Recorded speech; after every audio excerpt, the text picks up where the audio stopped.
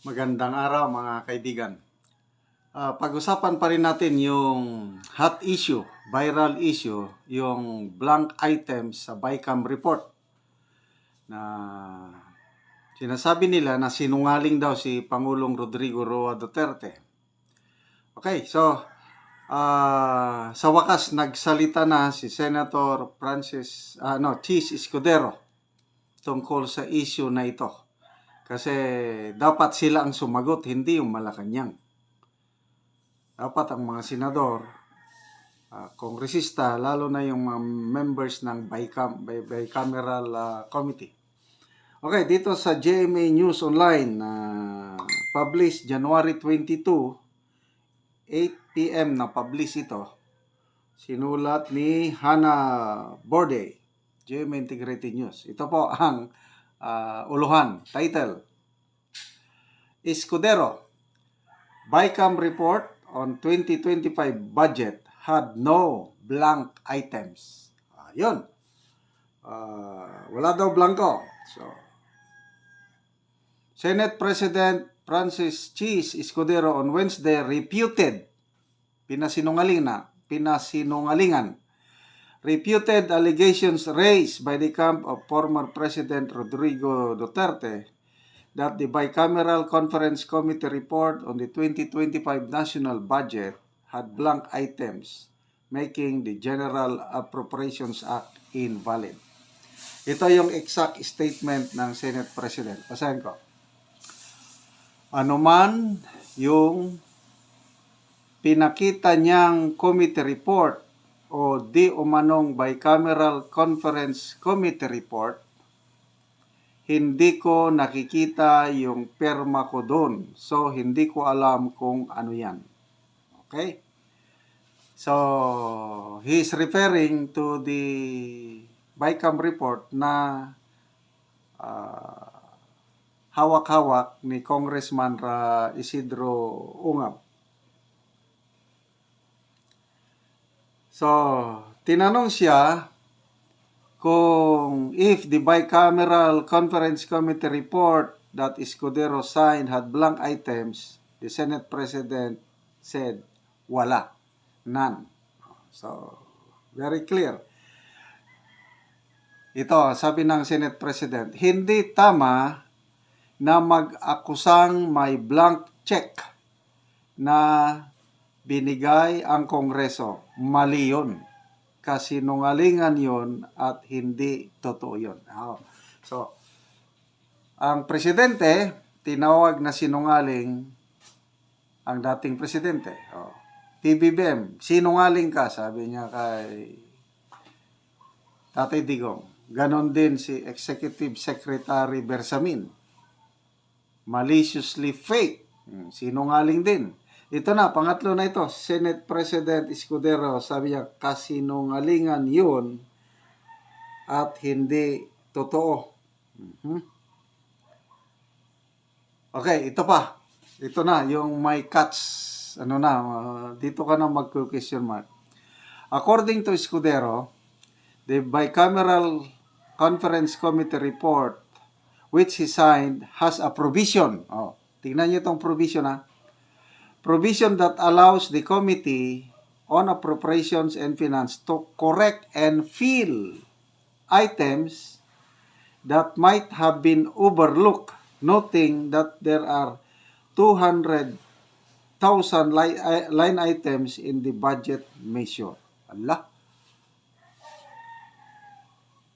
Yung members ng Committee on Finance and Committee on Appropriations, pwede daw silang mag-correct and fill items.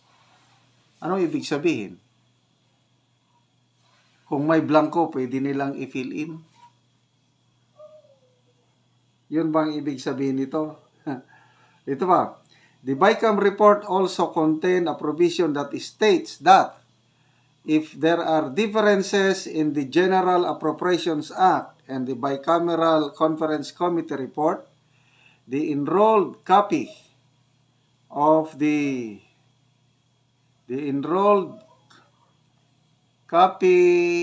General Appropriations Act will be followed. Magkaiba ang BICAM report at saka yung GAA. Ang masusunod yung GAA, hindi yung BICAM report. Kaya lang, ang contention naman sa kampo ni PRRD, ang BICAM report ay ang basihan ng GAB, yung General Appropriations Bill. Yung bill, yun ang pipirmahan ng Pangulo na magiging General Appropriations Act. Kaya napaka-importante yung BICAM report. So paano yun? Sabi ng Senate President, walang blanco.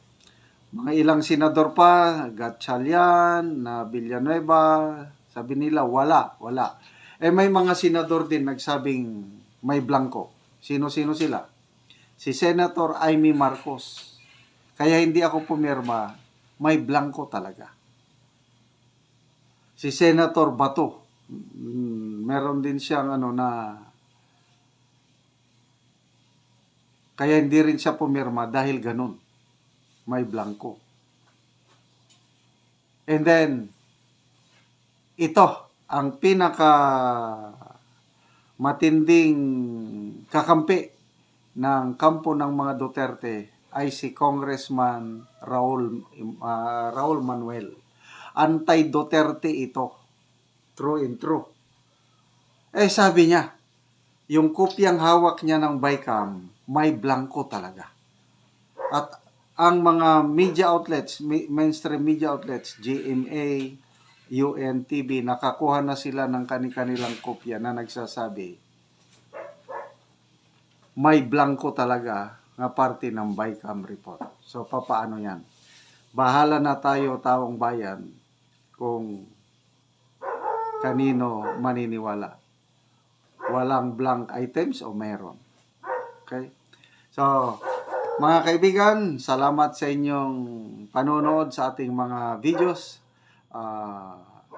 Nagkakaroon tayo ng income sa channel na ito dahil sa inyong panonood. Ang ating income ay tinutulong natin sa mga nangangailangang katutubo, yung Talaandig Tribe o Bukidnon. So, sa ngayon, bumibili tayo ng mga yero at pako.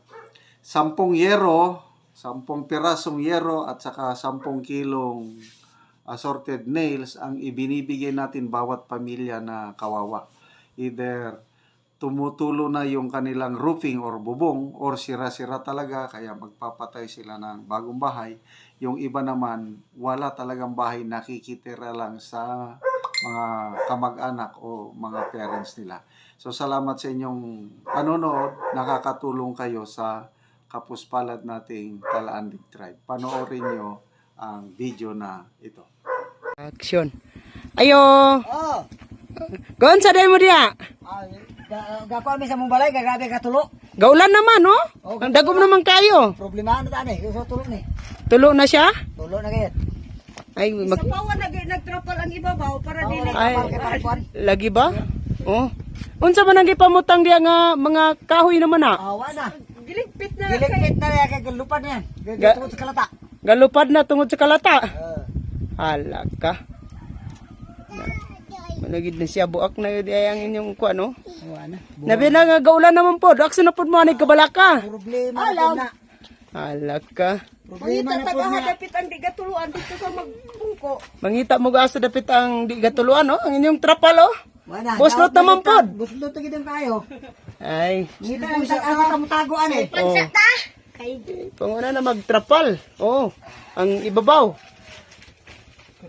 Paanagad ni, gaulanan ni gid ni og kuan. Puro na nagibutangan og trapal ang ibabaw. Ibabaw, trapal na lang ang ipamutang.